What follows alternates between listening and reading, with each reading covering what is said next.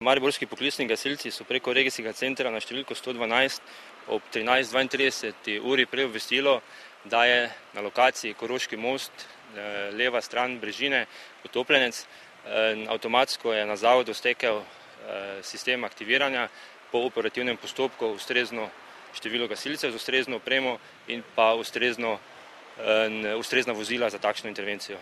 No, v prihodu se je prijava izkazala kot resnična, se pravi šlo za utopljenco. Z našim postopkom smo posredovali, se pravi z potapljačem in pa čolnom in pa tako imenovanim skakačem, tako da je v tej intervenciji zadostoval samo skakač, kateri se je približal osebi, jo prijel, navezal ustrezno in smo jo izvlekli na brežino.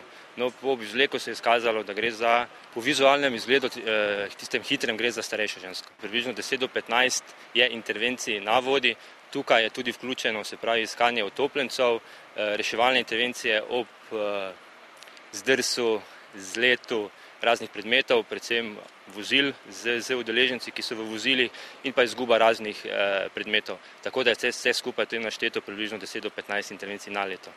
Kakšna so sklepanja, zakaj se je ta oseba tokrat utopila? No, trenutno še je to v fazi preiskave, zaenkrat še vzroka ne poznamo, znamo samo posledico. Preiskavo pa vodi in bo tudi vzrok ugotovila ustrezna inštitucija, to je v tem konkretno policija. Priče sicer ni tukaj, vi ste pa prej govorili z njo. Kaj sta govorila? Ja, rekel je, da je videl malega otroka tu ob obali, pol pa je videl truplo in je na to poklical policijo. In otrok je stekel stran?